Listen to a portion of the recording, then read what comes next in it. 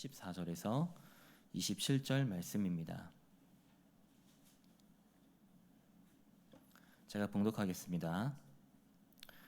아침이 되매 다윗이 편지를 써서 우리아의 손에 들려 요압에게 보내니 그 편지에 써서 이르기를 너희가 우리아를 맹렬한 싸움에 앞세워 두고 너희는 뒤로 물러가서 그로 맞아 죽게 하라 하였더라.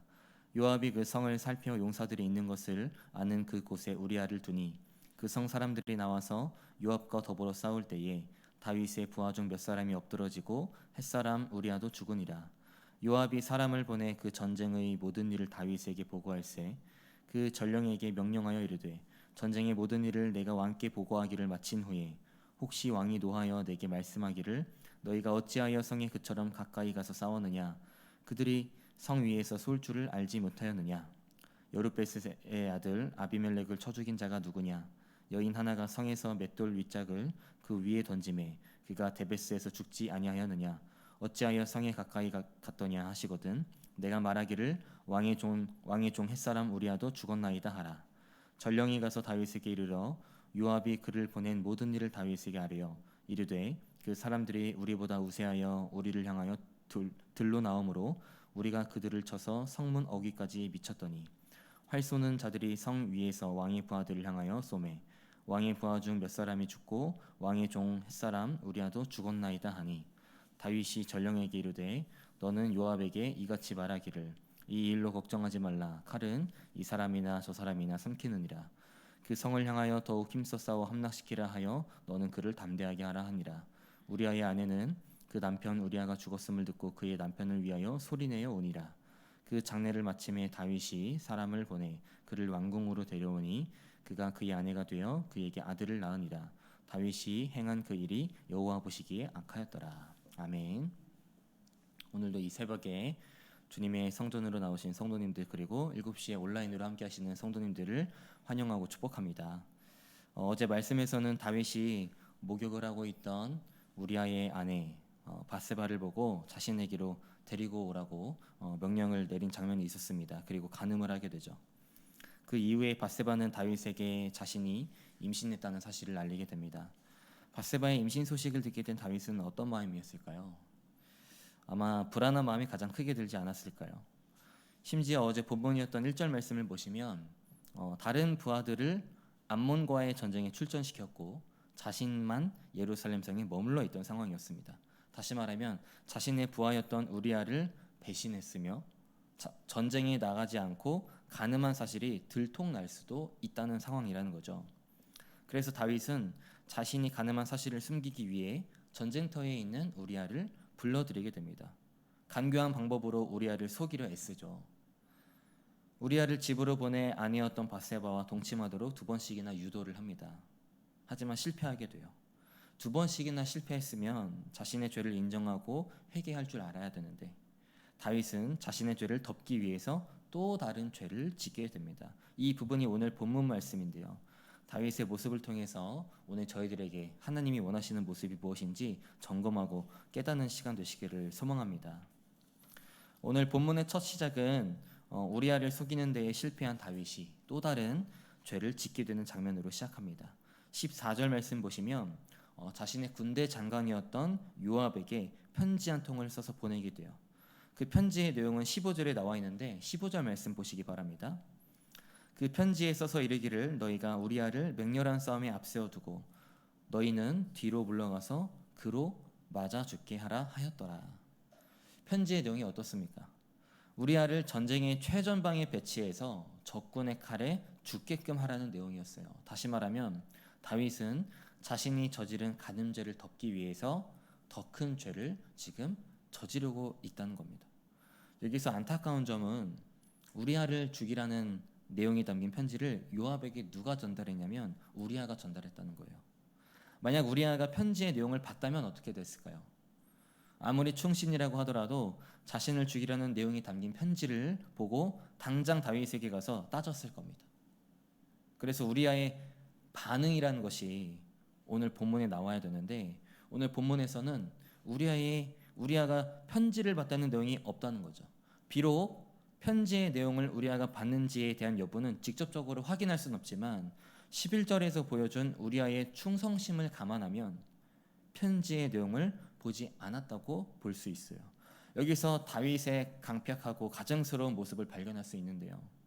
다윗은 우리아가 절대로 편지의 내용을 보지 않을 것이며 편지를 전달하라는 명령을 누구보다 충성스럽게 수행할 것을 알고 있었다는 겁니다. 다시 말하면 우리아의 충성심을 이용해서 죽이는 방편으로 사용했다는 거죠. 우리아를 죽이라는 편지를 받은 요압이 이제 등장합니다. 16절 말씀 보시기 바랍니다. 요압이 그 성을 살펴 용사들이 있는 것을 아는 그곳에 우리아를 두니. 16절 말씀에서 발견할 수 있는 사실은 무엇입니까?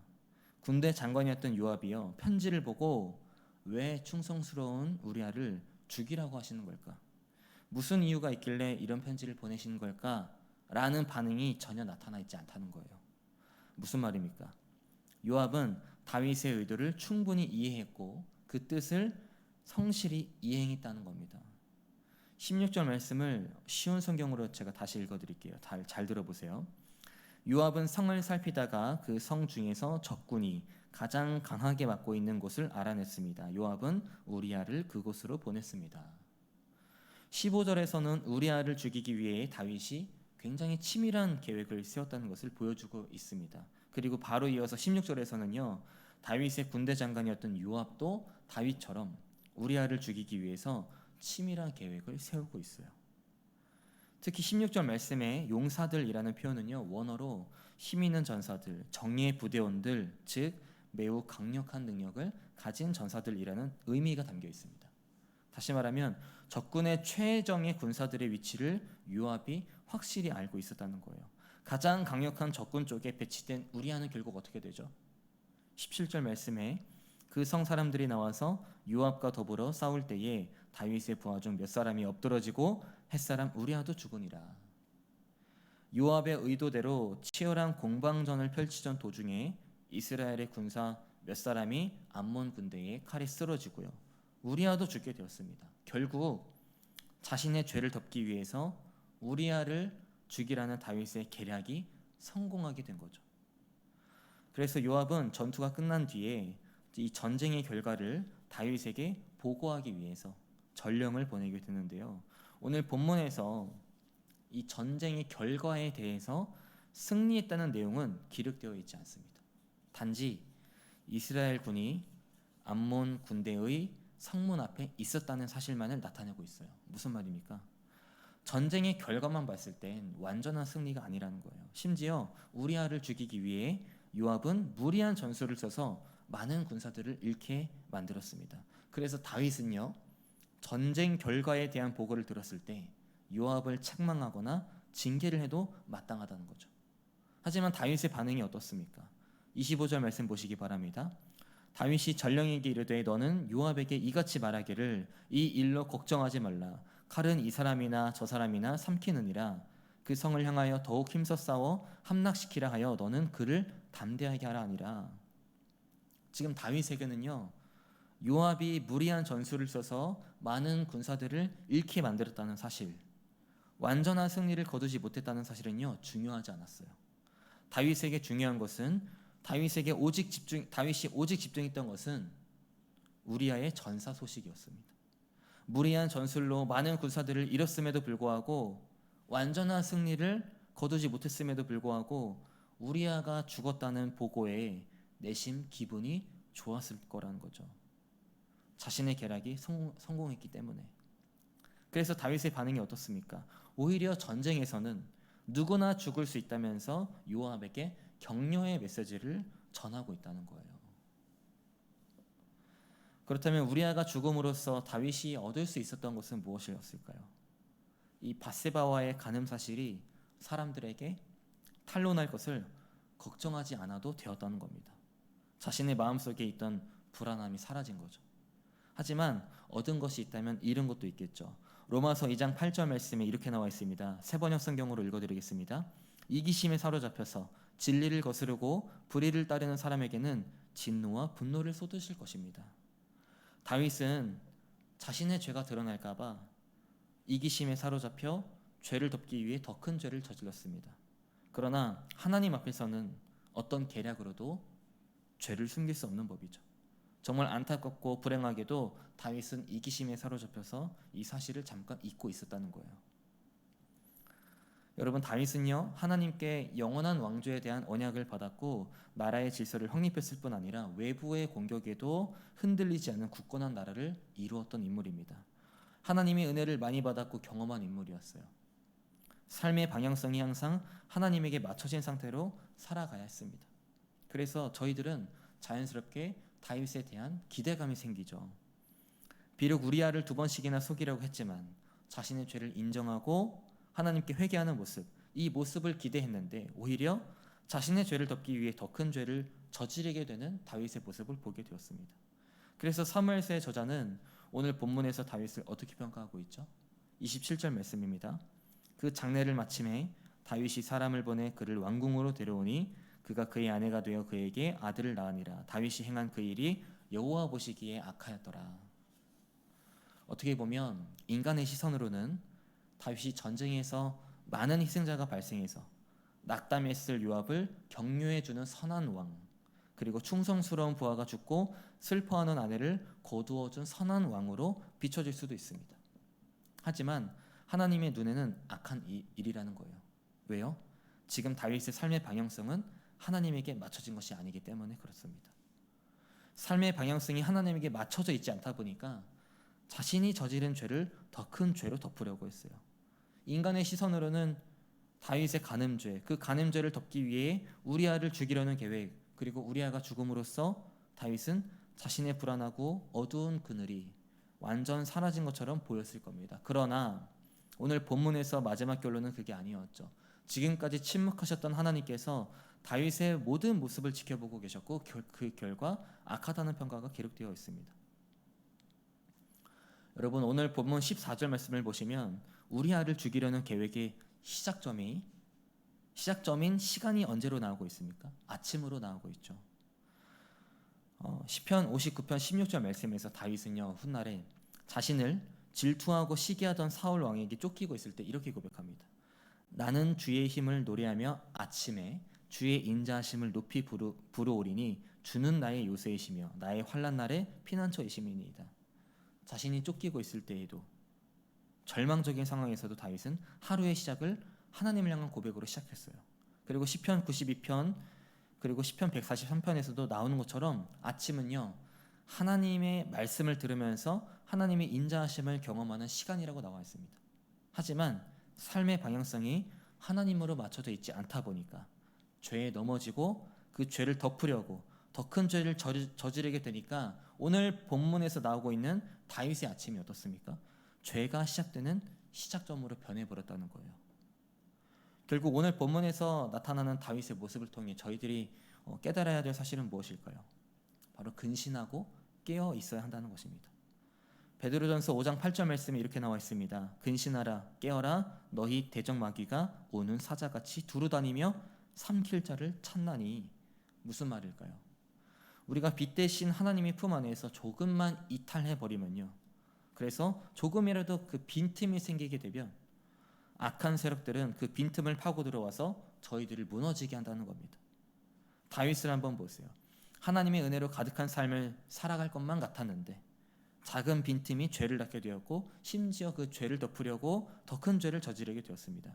물론 다윗의 최후는 달랐지만 분명한 것은 지금 이 시점에 다윗은 죄를 저질렀고 그 범죄로 인해 하나님의 징계를 받았다는 거예요. 저희들도 마찬가지입니다. 에베소서 5장 8절 말씀에 너희가 전에는 어둠이더니 이제는 주 안에서 빛이라 빛의 자녀들처럼 행하라 라고 나와 있습니다. 무슨 말입니까? 악한 세력으로부터 빈틈을 보이지 않고 죄악을 멀리하기 위해서는 우리를 빛의 자녀로 불러주시는 하나님을 항상 의식하면서 살아가야 한다는 거고요. 죄에 넘어졌다면 하나님 앞으로 다시 한 번 더 나아가서 무릎으로 눈물로 회개할 수 있어야 한다는 겁니다. 그리고 하나님의 빛의 자녀로서 반드시 명심해야 될 것은 죄를 죄로 덮으며 죄를 죄로 덮으면 더 커진다는 겁니다.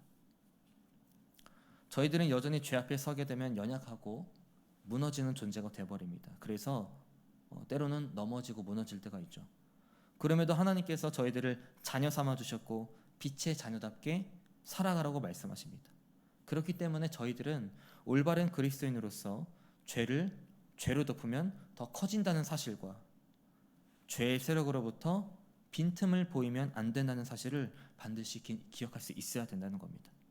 그리고 언제나 하나님을 의식해서 하나님의 품으로부터 이탈하지 않도록 힘쓰고 애써야 합니다. 그래서 죄를 경계하고 멀리함으로 하나님이 거룩한 백성으로 살아갈 수 있어야 됩니다. 이 사실을 기억하셔서 언제나 하나님과의 관계가 더욱더 친밀해지고 그리고 저희들의 삶이 거룩해지는 저와 여러분이 되시기를 주님의 이름으로 축복합니다. 기도하겠습니다. 은혜가 많으신 하나님, 오늘 말씀을 통해 자신의 죄를 덮기 위해 더 큰 죄를 저질렀던 다윗의 모습을 살펴봤습니다. 인간의 시선으로는 죄가 덮어졌고 사라진 것처럼 보였지만 오히려 더 큰 불씨가 된다는 것과 하나님 앞에서는 그 죄를 어떤 계략으로도 숨길 수 없다는 것을 깨달았습니다. 오늘 말씀을 기억해서 저희들의 삶 속에 빈틈을 보이지 않도록 보호하여 주시고 죄의 세력이 틈타지 않도록 함께하여 주시옵소서. 올바른 그리스도인으로서 하나님의 자녀로서 언제나 하나님의 품 안에서 이탈하지 않도록 붙잡아 주시고 하나님을 항상 의식하여 죄로부터 멀어져가는 거룩한 백성이 될 수 있도록 인도하여 주시옵소서. 이 시간 우리 수표교회를 위해 기도합니다. 주님의 몸된 성전인 수표교회라는 공동체를 통해 저희들이 이 시대 속에서 빛과 소금의 역할을 감당해야 함을 깨닫고 어디를 가든지 선한 영향력을 끼칠 수 있도록 인도해 주시고 우리 교회가 하나님 나라를 확립해 가는 데에 앞장설 수 있는 귀한 도구가 될 수 있도록 사용하여 주시옵소서. 또한 올 한 해 동안 많은 목회 계획을 세우시고 감당하시는 김진웅 담임 목사님께도 함께 하셔서 지치지 않도록 새 힘을 주시고 지혜와 능력을 더하여 주시옵소서. 또한 준비하시고 전하시는 말씀마다 생명을 살리는 말씀이 되게 하시고 담임 목사님을 통해 듣는 저희들도 하나님의 말씀을 삶 속에 녹여내어 하나님과의 관계가 더 깊어질 수 있도록 역사하여 주시옵소서. 자비로우신 하나님, 다음 세대를 위해 기도합니다. 영유아 유치부부터 청년부에 이르는 다음 세대가 예수 그리스도를 닮아가고 하나님께 쓰임받는 거룩한 세대로 성장하길 소망합니다. 성장하는 과정 속에 많은 유혹과 공격들이 있겠지만 하나님만을 굳게 의지하고 십자가의 보혈을 바라보면서 담대히 이겨낼 수 있도록 인도하여 주시옵소서. 이들의 인생에서 정답은 오직 하나님 한 분밖에 없음을 깨달을 수 있도록 붙잡아 주시고 어떤 순간에도 저희들을 자녀 삼아 두신 하나님만을 따르겠다고 고백하며 결단하는 믿음의 세대가 될 수 있도록 역사하여 주시옵소서. 우리 교회 안나선교회, 모세선교회 등 귀한 신앙에 선배되는 성도님들이 있습니다. 몸과 마음이 약해진 이때지만 속사람은 날로 강건해질 줄 믿습니다. 언제나 하나님의 사랑과 화평을 누리며 살아가는 귀한 성도님들이 될 수 있도록 함께하여 주시옵소서. 또한 지금 이 순간에도 각자의 자리에서 열심히 땀 흘리며 신하는 청장년 선교회원들이 있습니다.